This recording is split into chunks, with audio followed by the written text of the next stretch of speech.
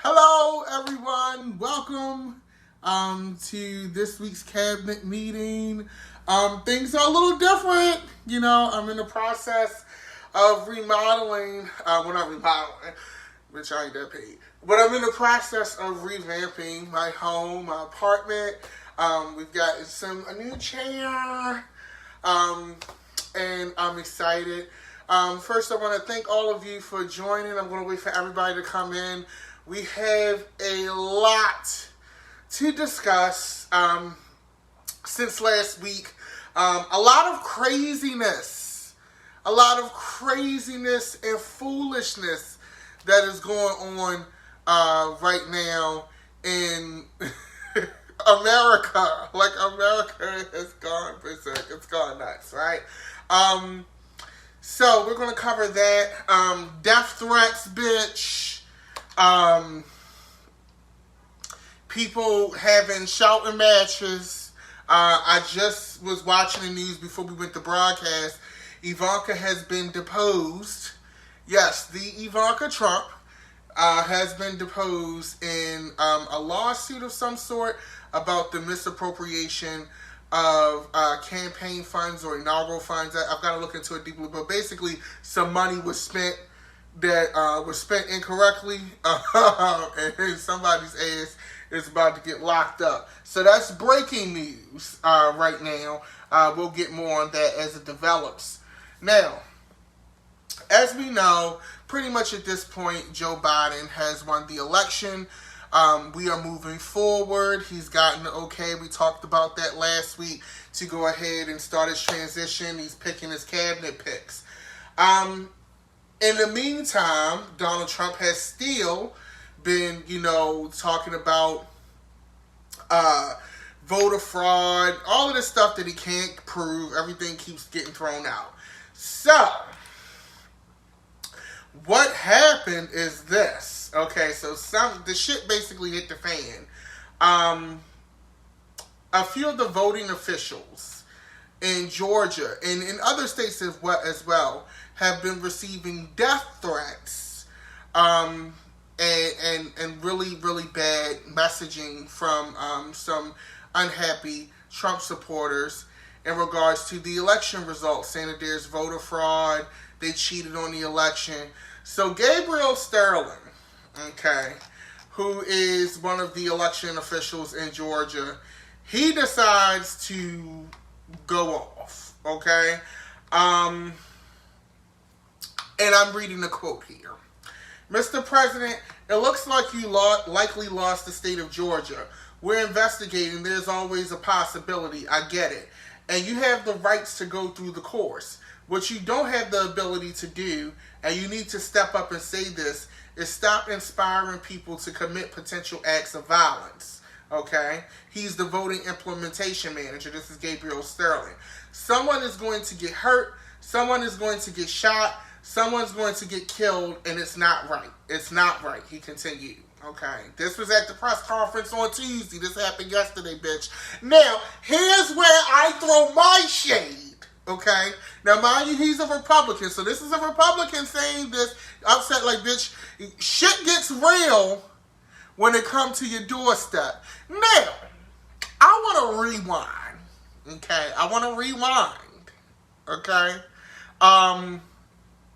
And also, too, some of you are pointing this out, there was another election, not even an election official, he just actually reads the data and processes it.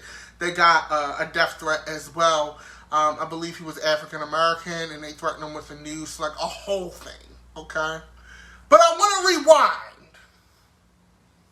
to rewind. Now, after we voted election week, okay, when they was counting the votes, this same person, Mr. Gabriel Sterling, was rather smug when he was reporting the Georgia election results and the process and the count and all of that. It's pronounced DeKalb, not DeKalb, like we give a fuck. No shade to Georgia. But in a national election with a fool, nobody give a fuck how you pronounce your city, bitch. Where is the votes? Okay? It's not pronounced Houston. It's pronounced Houston. Bitch, it's Houston. Okay? Don't nobody give a fuck. Okay? He was great. He was very much grandstanding and milking his little 15 minutes. Okay? Now, shit hitting a little different when you getting death threats and they coming after your ass. Because see, one thing here's the thing, and we go through this, and this is why I feel bad for the staff, and I do feel bad for him a little bit, because he's just doing his job, right? And his political affiliation, the party that he's a part of, I respect him, because Georgia is a Republican state, and they could have very well rigged that shit. You know what I'm saying? And fixed it. But that's not what happened. Georgia turned blue. So these people really did do their job. Okay? But on the flip side of that, it's one of these things where now Gabriel Sterling, he just did an interview with CNN. He all up on the end with Burnett. Oh, this is ridiculous. This is a travesty. The GOP leaders, they really need to nip this in the bud.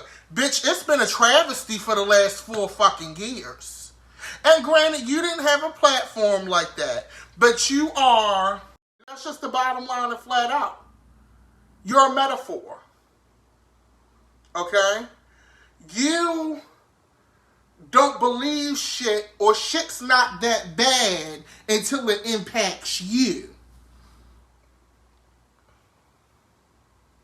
When people are in the streets marching about police brutality and shit like that, don't nobody give a fuck, because it don't impact you.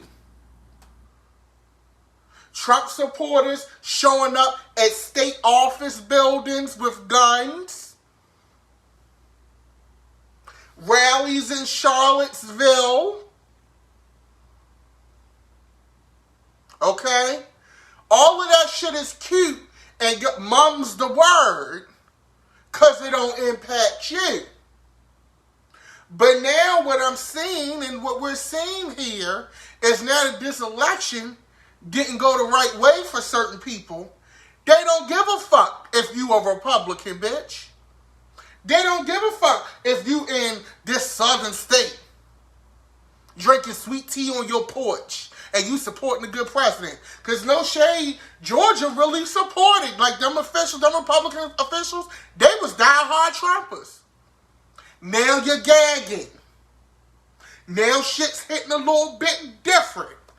Okay? You're looking like Tyson in that whack-ass fight with Roy Jones Jr. on Triller. Okay? You're laid out on the floor. You're upset. But let me tell you something else. Tell you this. For all of you Republicans or Trump supporters who are now feeling the effects of the party and the train that you chose to ride, don't call my phone when it run over you. Because the beds is full of the COVID patients that you guys refuse to acknowledge and come up with a real plan for when you found out in fucking February. Hang up the goddamn phone. I'm done. I'm done. I'm feeling energetic now. I've been working it out. So that's that. Okay? Now, keeping in tune with the election, because I'm going to spend half of this time with this election foolishness, and then we're going to get into some other business. But keeping in tune with this election and the results, basically the Republican officials, lawyers getting upset because Trump lost. Joseph DeGenova, okay, he's a Trump attorney. He's also a former attorney general, or state's attorney, I think, for D.C., okay? Basically goes and says that Christopher Krebs, who was the federal cybersecurity official, who he got fired by Trump. Okay, so he basically was working with cybersecurity. I believe he oversaw that. Basically, he said in regards to Mr. Krebs, and I quote, "Anybody who thinks the election went well, that idiot Krebs, okay? Di Genova, sorry if you're Italian, I don't mean to butcher the name, said on the conservative Howie Carr show on Monday, he should be drawn and quartered, taken out at dawn, and shot." Because the man said ain't shit happened. Now you want to shoot the man. He deserved to get shot. And you know better. Now the White House denounced the statement. They like, bitch, we didn't ask you to say all that. You on your own. Okay? They was like, bitch, we ain't asked you to say all that. Okay? Now he getting asked to leave organizations. And you know, the thing with a lot of these people is that what I like is that you're seeing people's true colors in the flesh, like up front. It's not really a secret or anything like that. But I am intrigued by the audacity. Like, I would never say no shit like that. Number one, bitch, I would never say no shit like that at work. I learned in high school. It's certain shit you can't. I learned growing up in Baltimore City and seeing these streets. It's certain shit you'll never catch me saying on camera or any type of recorded device or even out loud. Because anything you say can be used against you in the court of law, bitch. So I am the audacity, okay, to say things like this is crazy to me. Also with the election shit, Bill Barr. Now, Bill Barr is the guy that said looked like Dan from Roseanne. Justice Department Bill Barr, y'all know who he is. Looked like the baby on Dinosaurs, if you ever used to watch that show back in the day. He basically comes out, Justice Department Bill Barr, who is a Trump crony. He even comes out and say there's no proof that there was any type of widespread voter fraud. Now he on the shit list. You on the shit list, Bill. Okay? You on the shit list because you decided not to play. Nice. But here's the thing. This is what I call rats jumping ship. This is the equivalent of going to somebody's house in the projects, no shade to the projects, and it's dark and you turn the lights on and the ropes scatter, like they just scatter. You know, this is the equivalent of that. What you're seeing is all of these people, because see, here's the thing. Trump is a moment in time. A lot of these appointments, a lot of these jobs, they will outlive the Trump presidency. And what people are trying to do now, yes, somebody said in the comments, not the mama. What's happening is people are waking up and realizing that they're going to want a job and a career post this presidency. So now people are trying to quietly backtrack. Okay? The thing is, the time to do that was early in this presidency. The Sean Spices of the world. What was the girl name? The former press secretary, Sarah Huckabee Sanders. Those folks, they got out early when you can still, we still side-eyeing you, but it ain't like the Kayleigh McEnany's, the Kellyanne Conway's, like those folks, they screwed.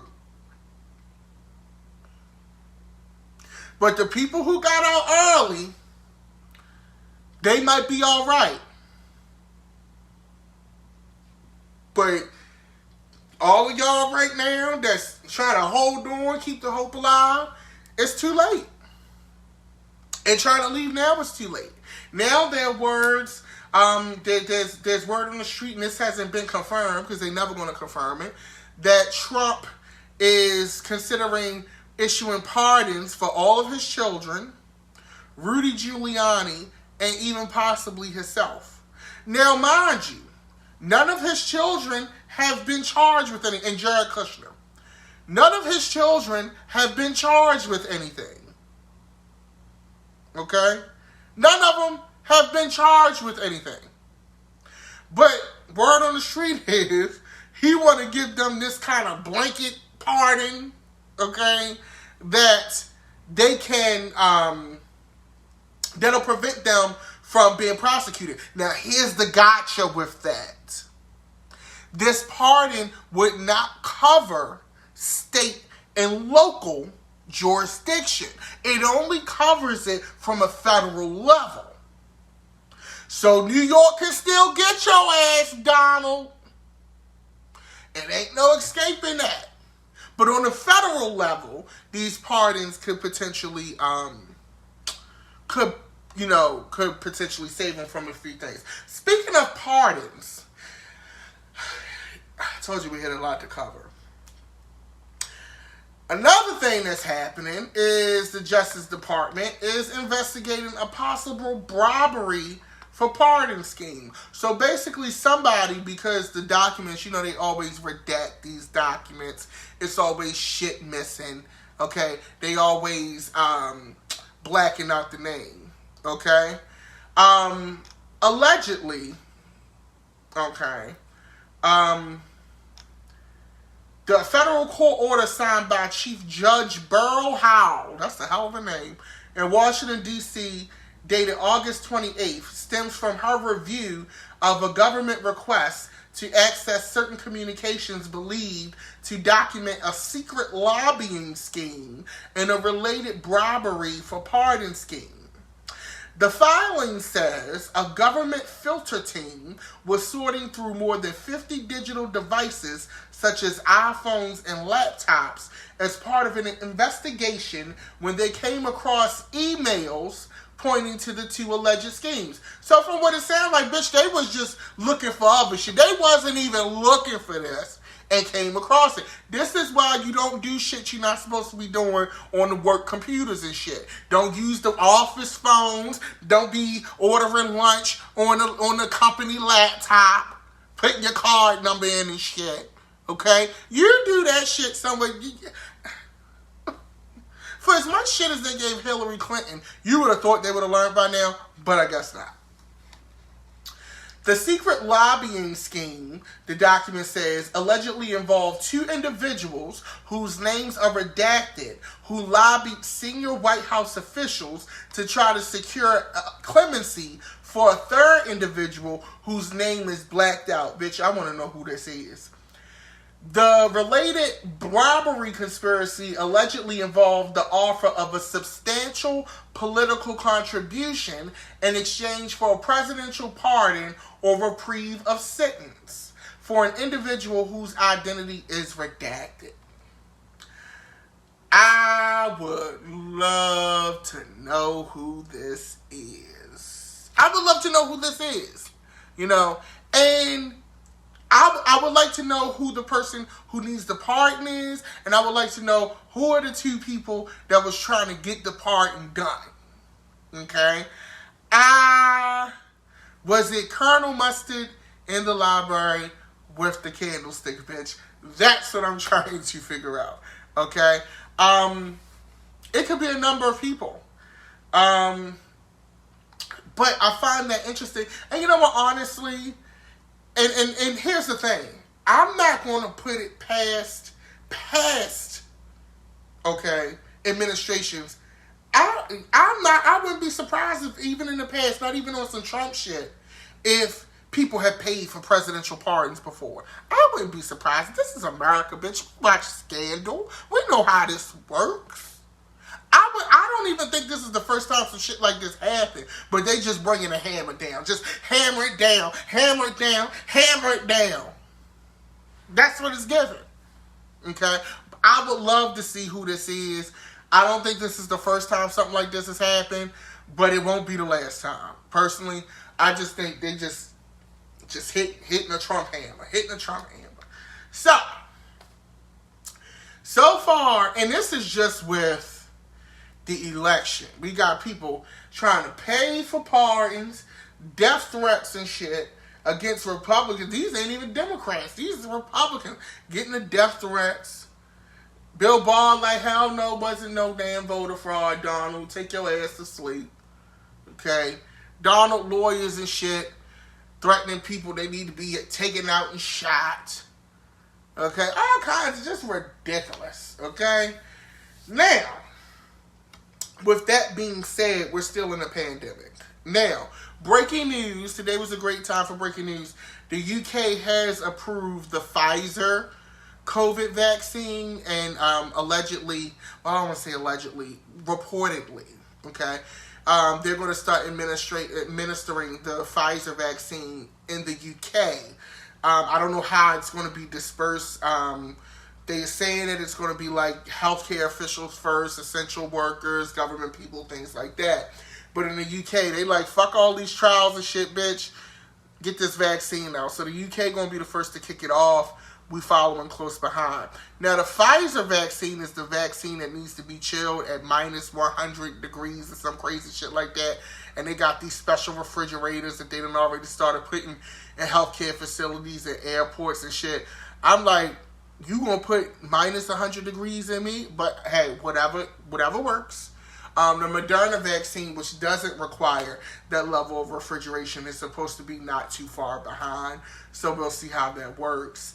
But I find it interesting, even with these vaccines, it's going to be a while before a lot of Gen Pop has access to it, right? And you still have people who are dealing with hardships due to COVID and things of that nature, and they need relief, okay? Now, most of us, not me. Did I get a stimulus? No, I ain't get a stimulus check. Well, anyway, most of us got stimulus checks, in the mail. You got your little relief and everything like that. And they've been trying to get another stimulus through, but Mitch McConnell has been stingy with the purse strings. So they've been going back and forth in regards to this COVID relief bill. Initially, the Democrats wanted something around $2 trillion or something like that. Something like that won't really cover everything. Mitch McConnell wanted like $500 billion. Okay, around that ballpark. Now they're at a place where there's a bill, a bipartisan bill that they're trying to push through that's somewhere around the 900 billion mark, somewhere around there, give or take. And then they have another bill that's like 1.3.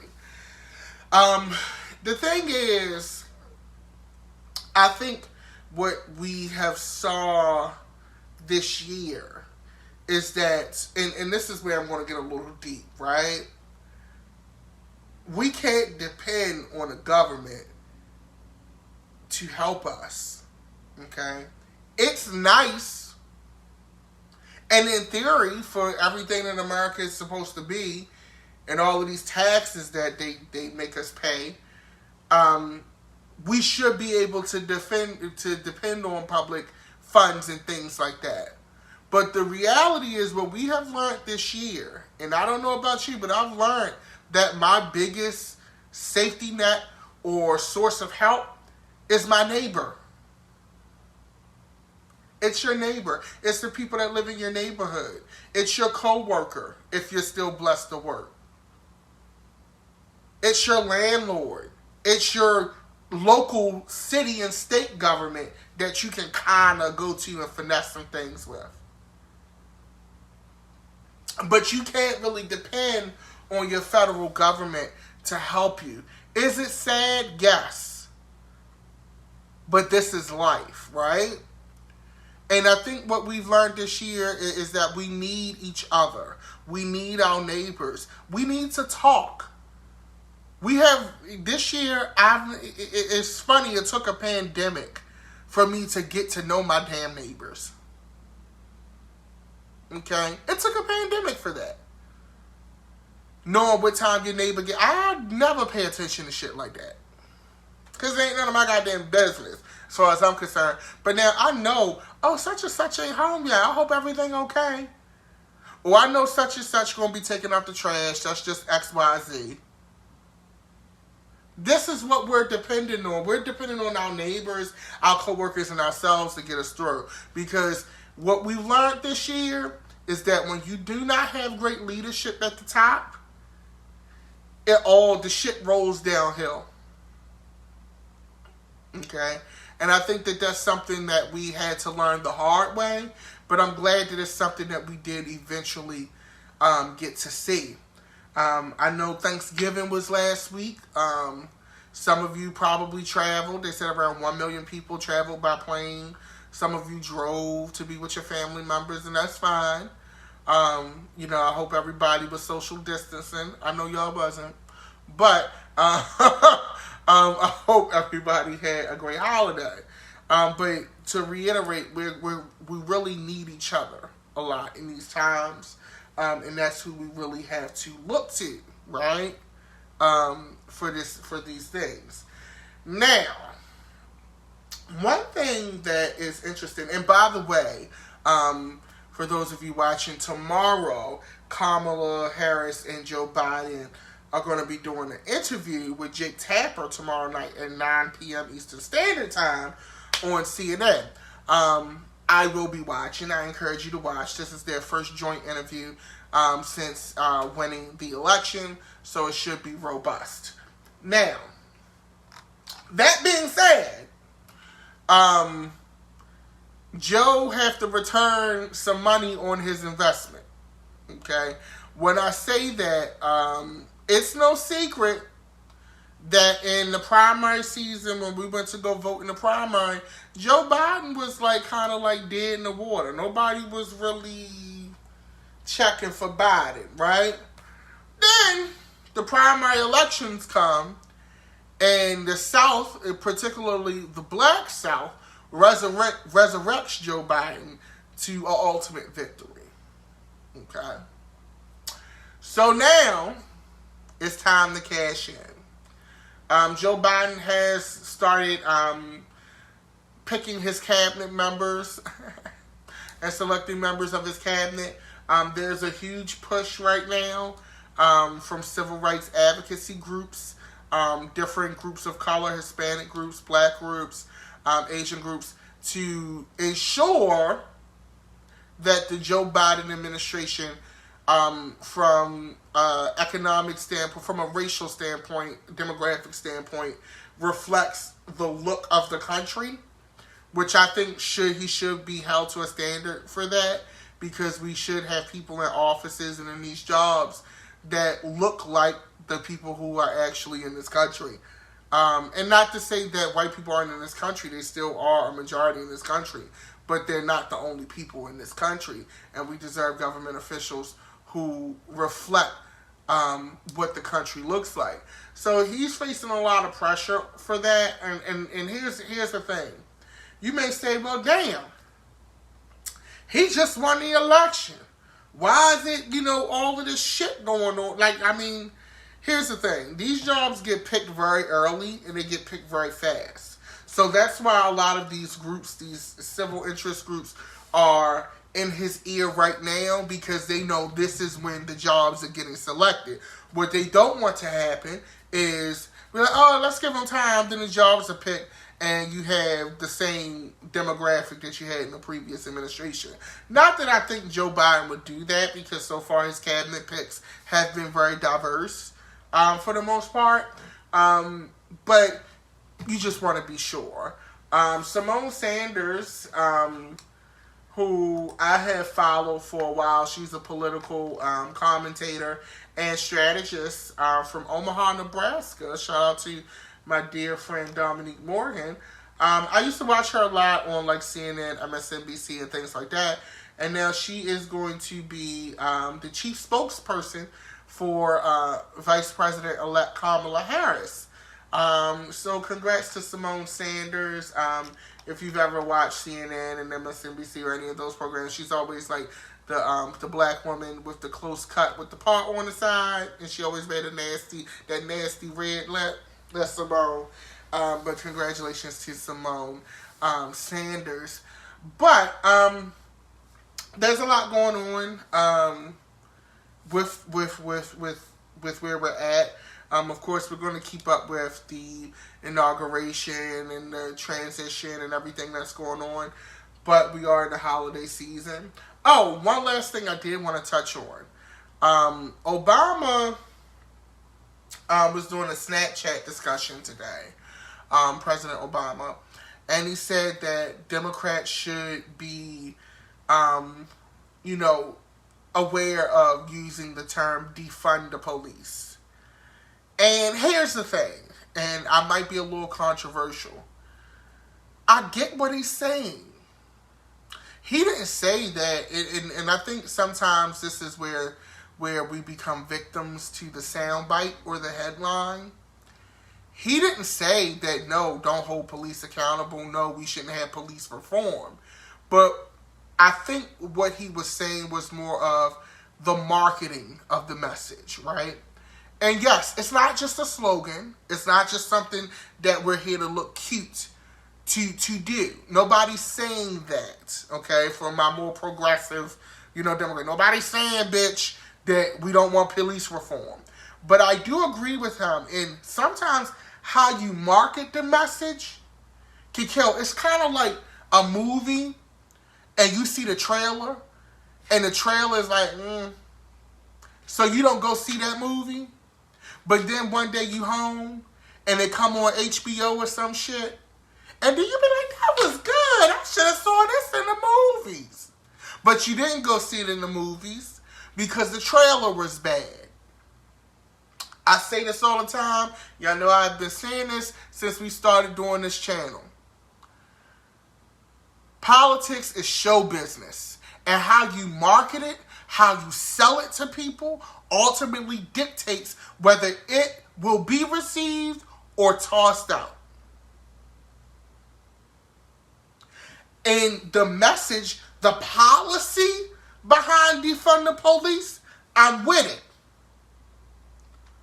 But sometimes we get caught up in wording. And if I'm trying to sell this concept to Joanne that lives in Wyoming, defund the police makes me nervous. But if I say police reform and accountability, it hit a little different. So that's all he's saying. I know I've seen some of these, comments online, and Obama, I told you, he was, I told you. Oh my God, I told you.